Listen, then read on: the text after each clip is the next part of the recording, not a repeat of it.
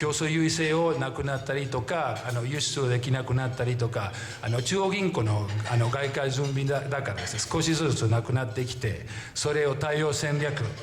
輸入規制も厳しくして、なかなかアルゼンチン企業も輸入できなくなったりとか、少しずつですね、経済は止まることになったりして、そういう状況から、そういうところから、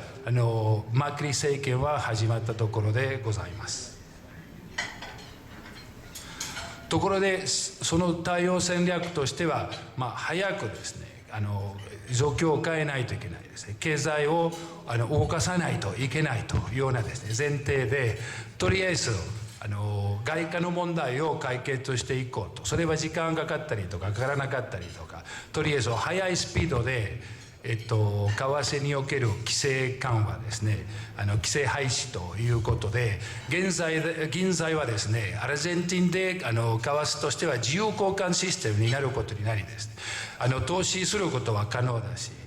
それで返すことはしたければ、それもアルゼンチンから外貨を送金できることはありですね、もう規制は完全にですねなくなることになってですね、それで配当を含めて払うことはいくらでもですね払うことになりまして、それで固定レートもですね自由交換システムにすることにして、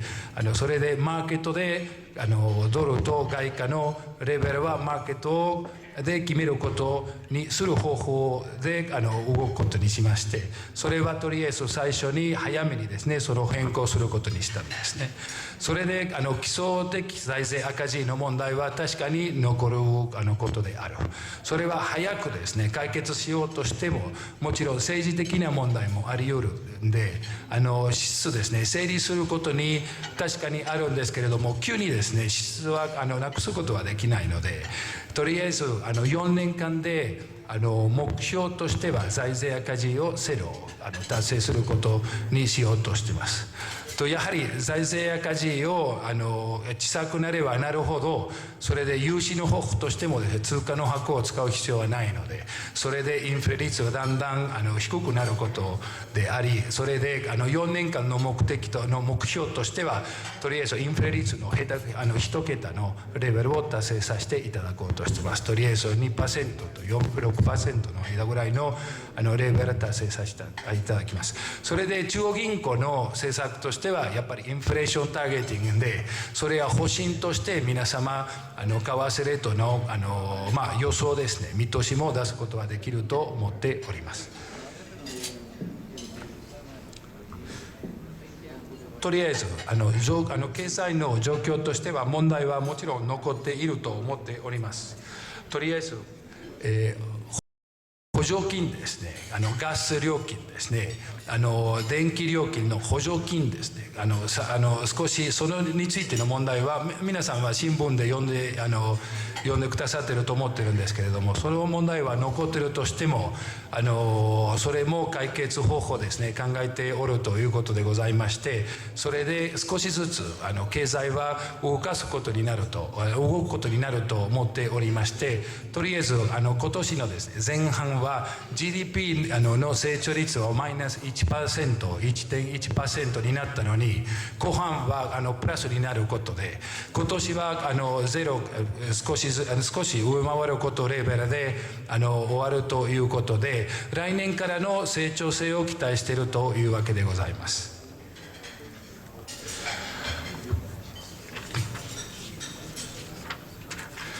とりあえず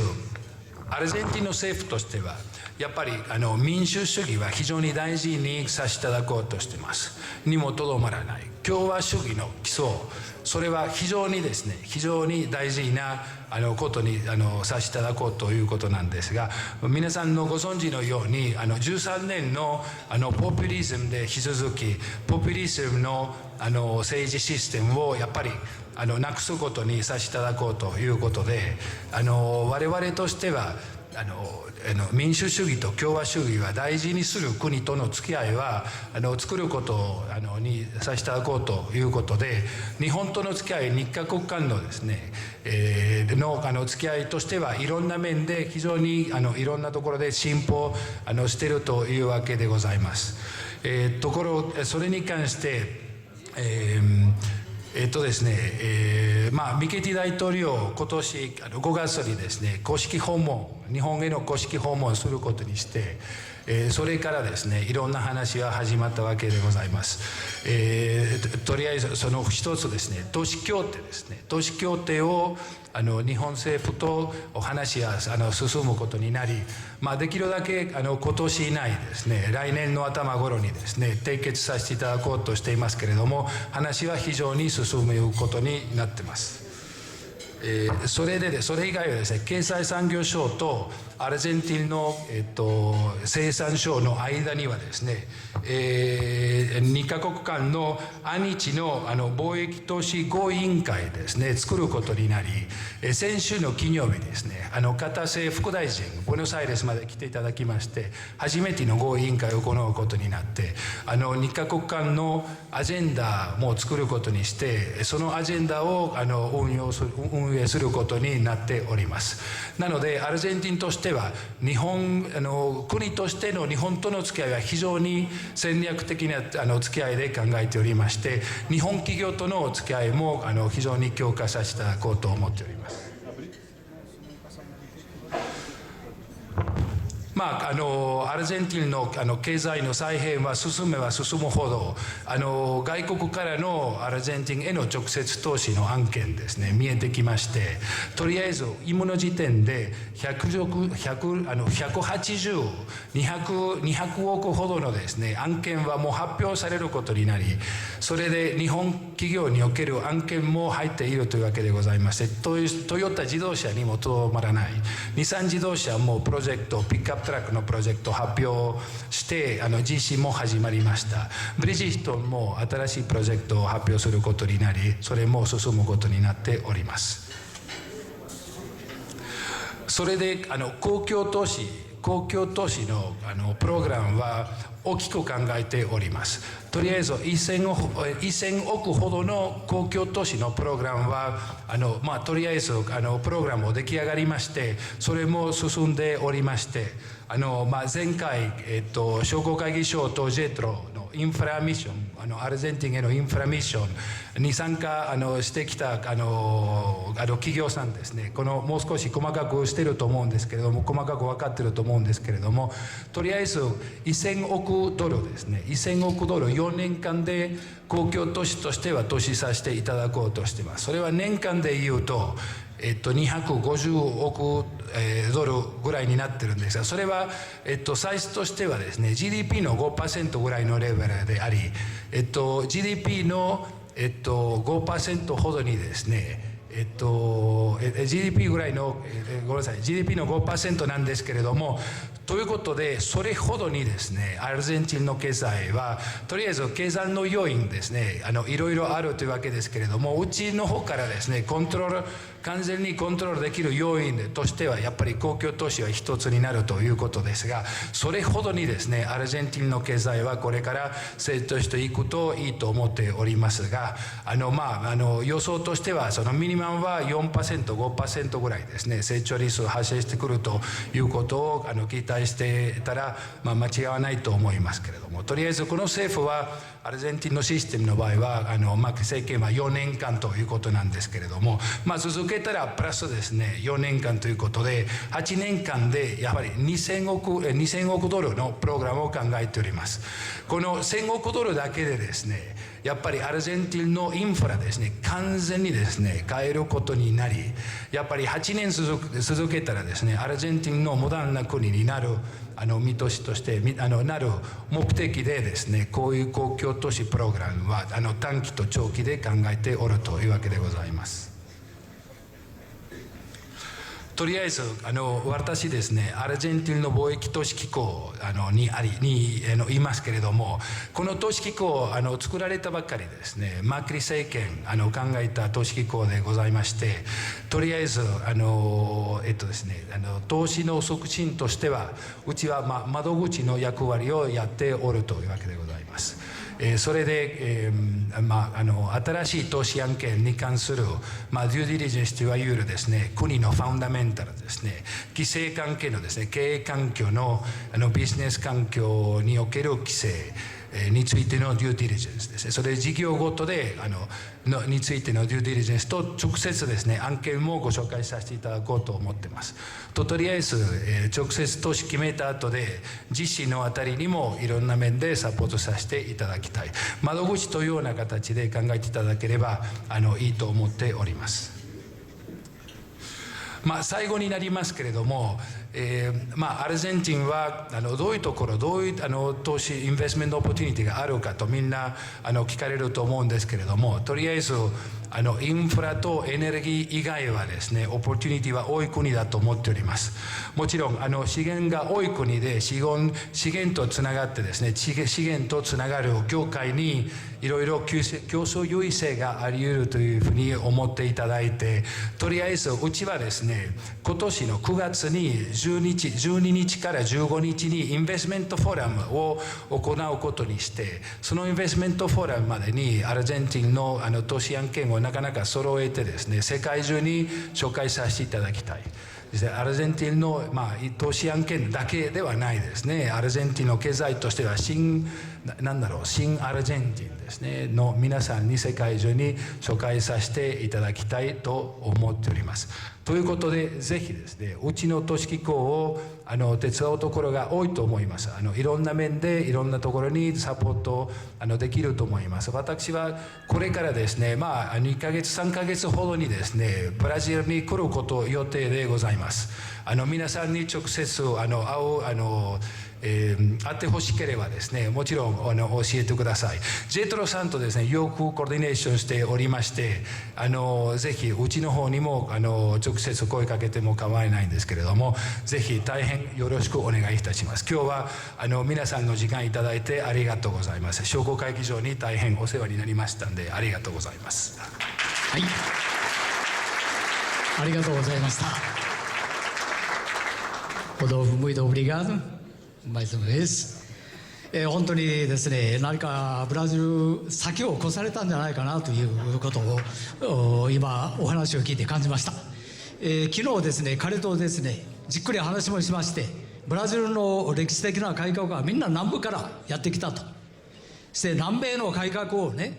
ぜひアルゼンチンからその風をブラジルに向けて起こしてあげてブラジルの改革につなげたいと。そういう戦略的な南米統合80計画についても、彼としっかりと、お話しいたしました。そういうことでぜひですね南米を統括する企業国連はたくさん大勢いらっしゃいますんで、ぜひともアルゼンチンも見ていただきたいと、そういうことでございます。時間も差し迫っておりまして、次は最後の特別講演に入らさせていただきまして、海外送金資本の本国送還についてマーツ・スピーロ弁護士からアレッサンドロさんですね、手短くよろしくお願いいたします。ではアレッサンドロさんよろしくお願いいたします。はい、これから。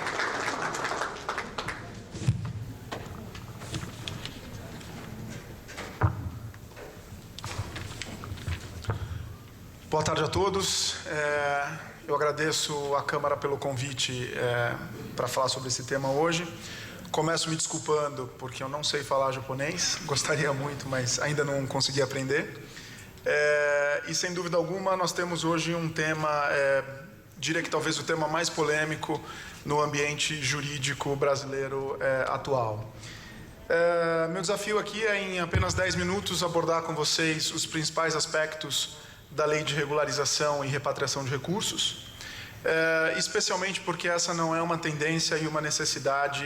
específica do Brasil. Muitos outros países da América Latina também implementaram regras de regularização de ativos existentes no exterior que pertencem a residentes nessas jurisdições. Acabamos de falar sobre a Argentina. A Argentina, nesse momento, discute também uma lei de regularização cambial muito parecida com a lei brasileira, com uma alíquota um pouco melhor do que a alíquota brasileira. O principal aspecto que eu gostaria de explorar com vocês nesse momento é que, muito embora temos discutido muito aspectos polêmicos da lei de anistia, especialmente no que diz respeito à base de cálculo a ser adotada para fins fiscais, essa é uma norma, uma lei que não trata de matéria tributária. o principal enfoque dessa lei é a anistia de algumas condutas, que são condutas que a lei brasileira considera como crime. E esse crime, ele se aplica não exclusivamente aos brasileiros, mas todos aqueles que são residentes no Brasil e detêm ativos no exterior. A lei traz essa oportunidade de perdão do crime mediante o pagamento do tributo, e a discussão que se coloca hoje é em relação à base de cálculo a ser utilizada. Na nossa visão, independentemente da análise dos aspectos tributários e a polêmica sobre a base, é fundamental a análise na perspectiva do direito penal. Em termos brasileiros, não existe uma solução relativa à regularização de um capital existente no exterior. Seja esse capital um ativo de qualquer natureza. Estamos falando de fundos, recursos financeiros, ações, imóveis, não importa a natureza do ativo.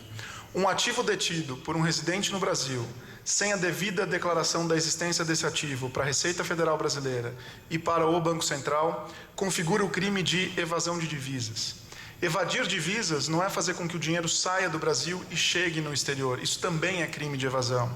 Mas o núcleo mais importante dessa discussão é justamente a manutenção. Então, quem é residente no Brasil e mantém um ativo no exterior sem o devido reporte para a autoridade brasileira, incorre no crime de evasão de divisas. O crime de evasão de divisas traz uma pena que pode ser uma pena de até 6 anos de prisão. E não existe uma forma de se regularizar essa situação que não seja necessariamente incorrer na confissão do crime e buscar um deslocamento, uma redução da pena. Se a condenação for uma condenação inferior a 4 anos de prisão, essa condenação automaticamente é convertida no que nós chamamos de pena alternativa. A pessoa não sofre nenhuma restrição de liberdade, mas ela pode perder a sua primariedade, o que é um elemento bastante importante para eventuais outras ocorrências que possam ser entendidas como crime, como, por exemplo, um acidente de trânsito.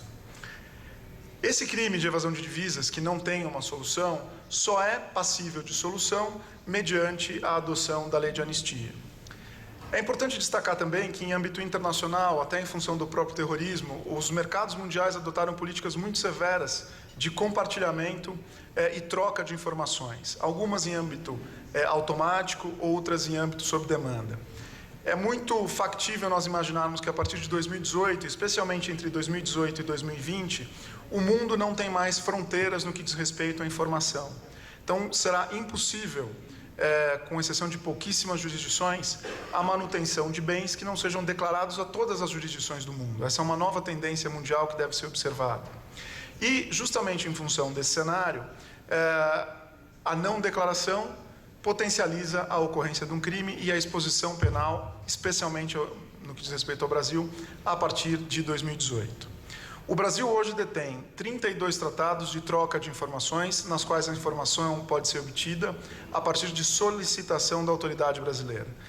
A autoridade brasileira solicita a informação sobre determinada pessoa para uma autoridade estrangeira que provê todas as informações. Independentemente desses tratados que nós já temos de troca de informações, são tratados bilaterais com dispositivos de troca de informação sob demanda, o Brasil assinou 8 tratados de troca automática de informações. Desses 8 tratados, dos quais nós temos muitas ilhas do Caribe, inclusive, que são signatárias desses tratados, nós já temos em vigor 2 tratados. O primeiro tratado com os Estados Unidos, cuja a primeira troca de informações aconteceu em setembro do ano passado, com informações relativas a junho de 2014, no qual os Estados Unidos informou ao Brasil, todos os brasileiros e residentes fiscais no Brasil que apresentaram o formulário W8, explicando todas as suas posições financeiras nos Estados Unidos, e o Brasil informou aos Estados Unidos a mesma figura em relação aos que são chamados US Persons, for Tax Purposes. O tratado Brasil e Suíça, que começa a primeira troca de informações em 1º de janeiro de 2018, cuja retroatividade muito se discute, alguns dizem 1º de janeiro de 2017, outros dizem 1º de janeiro de 2016, mas de fato nós teremos aí um cenário de um mundo sem fronteira. Diante desse contexto que eu coloco para vocês, é fundamental que a análise pela adesão ou não à regra de regularização cambial brasileira seja feita fundamentalmente com a perspectiva do direito penal, porque é a única maneira de se obter a solução desse problema e o perdão da conduta criminosa. Sem isso, certamente as pessoas que se encontram nessa situação poderão aí enfrentar um inquérito perante o Ministério Público Brasileiro e responder penalmente por essas discussões, ainda que seja pago o tributo. O pagamento do tributo para a defesa, sem a lei de anistia, ele é fundamental. E regularizar a situação fiscal fora do âmbito da anistia vai ser muito mais oneroso do que a proposta dentro da lei de anistia. Por isso, muito embora eu venha aqui a passar rapidamente as discussões sobre a base, eu gostaria de fazer esse contexto, porque muitas pessoas deixam de olhar para essa lei com esse viés do direito penal, com viés da extinção da punibilidade relativas aos crimes incorridos, se preocupando estritamente com a base tributária. Nós não estamos falando de tributo. Tributo, no final do dia, se faz um cheque, se recolhe o tributo, crimes de natureza fiscal têm a sua punibilidade extinta imediatamente. Os outros crimes conexos à propriedade, fundamentalmente evasão de divisas e lavagem de dinheiro, e é importante esclarecer para vocês que, segundo a lei brasileira, a lavagem de recursos, a lavagem de capitais, ela ocorre pela simples adoção de qualquer estrutura que tenha como objeto a ocultação do ativo ou do seu real beneficiário. Não é necessário reintroduzir recursos no sistema brasileiro de forma lícita. Lavagem de capitais é caracterizado pelo simples fato de ocultar, não importa a estrutura. Uso de uma estrutura fiduciária, de pessoas jurídicas, tudo isso pode ser entendido como lavagem. É nesse viés do direito penal que a lei de anistia deve ser observada. Em função do tempo, eu vou diretamente à discussão que existe no momento. O que se discute hoje em relação à base de cálculo? Toda a lei foi construída na premissa de que o que deve ser regularizado e declarado são os valores existentes em 31 de dezembro de 2014. Essa é a data de corte. A lei diz que pessoas físicas que detenham ativos diretamente custodiados em instituições financeiras devem declarar a existência desses fundos, levando em consideração um extrato bancário da sociedade emitido em 31 de dezembro de 2014. Os residentes fiscais que detêm estruturas fiduciárias ou pessoas jurídicas no exterior devem declarar a existência desses fundos com base num balanço patrimonial levantado em 31 de dezembro de 2014. Balanço patrimonial, por si só, independente de qualquer discussão ou conceito jurídico, é uma demonstração financeira estática, é uma fotografia em determinada data. Quem for declarar a existência de bens imóveis deve declarar esses bens por meio de uma avaliação elaborada a mercado em 31 de dezembro de 2014. Isso é o que assegura a lei em relação à base a ser utilizada para a declaração. A Receita Federal Brasileira não manifestou esse entendimento. Interpretou a lei num sentido diverso, entendendo que o que deve ser considerado para fins de regularização não é exclusivamente esses saldos que eu mencionei para vocês, mas esses saldos acrescidos de eventuais recursos que tenham sido consumidos nos últimos 5 anos. Isso significa dizer que, se uma pessoa física detém uma conta no exterior e usou despesas de cartão de crédito, incorreu em custos de viagem que foram consumidos por essa conta existente no exterior, deve declarar o saldo existente em 31 de dezembro de 2014, mais todos esses recursos que foram consumidos. Basicamente, o que propõe a Receita Federal Brasileira é um conceito de filme. Se olha para os últimos 5 anos e se olha o filme do que aconteceu e se considera este filme na base de cálculo, não apenas a fotografia isolada. Esse posicionamento da Receita Federal é um posicionamento, na nossa visão, equivocado. Ele não é o posicionamento previsto em lei. Nós entendemos que existem excelentes argumentos para sustentar a previsão legal, porém a gente precisa reconhecer que, do ponto de vista prático, a pessoa que adotar o conceito de fotografia e não o conceito de filme, como eu mencionei aqui, estará sujeita a questionamentos da Receita Federal. Na hipótese de haver um questionamento da Receita Federal em relação a essa base de cálculo, esse questionamento pode se materializar por meio da exclusão do programa. E aí o contribuinte precisará recorrer administrativamente e também ao Poder Judiciário para poder fazer valer a sua condição de manutenção no programa. O grande ponto é que, na perspectiva jurídica brasileira, especialmente em matéria fiscal, ao se discutir a base de cálculo, havendo uma incerteza em relação ao número, é preciso depositar essa diferença em juízo para poder se acessar a discussão perante um juiz. E, do ponto de vista prático, então, a pessoa que incorrer nessa situação vai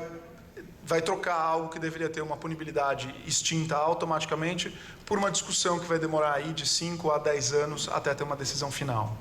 Por conta disso, a discussão da base de cálculo tem que ser feita caso a caso. para se avaliar se existe realmente, em função de eventuais recursos consumidos, a necessidade de uma discussão em relação a isso, ou se simplesmente se adota o conceito da Receita Federal, ainda que seja um conceito equivocado e juridicamente ilegal. Ilegal porque provém de um entendimento da Receita Federal, que é uma norma mais fraca no sistema jurídico brasileiro do que a própria lei de anistia. Então, em resumo, esse é o principal aspecto controverso. Mesmo com essa polêmica em relação à base de cálculo, a nossa recomendação é sempre que seja feita essa análise do ponto de vista do direito penal, das condutas incorridas que podem ser entendidas como crime perante a legislação brasileira. Não existe outra alternativa de solução dos crimes que não a lei de anistia. Por essa razão, independentemente da política e da discussão quanto à base de cálculo, se alguém quiser resolver esse problema, especialmente no direito penal, a lei de anistia é a oportunidade para essa regularização. Acho que eu estou dentro dos meus 10 minutos. Agradeço mais uma vez à Câmara e fico à disposição para qualquer esclarecimento que vocês tiverem. Muito obrigado. はい、ありがとうございました。ではいよいよ本日の講演に移りたいと思います。まず最初に公使関係の上、村田会頭に、最後のご報告としてよろしくお願いいたします。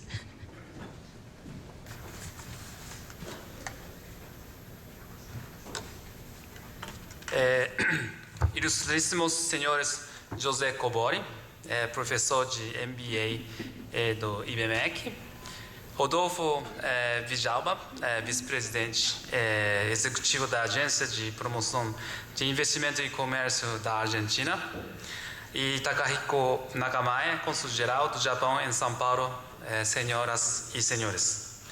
Com muita honra e satisfação, recebemos a visita do professor José Cobori,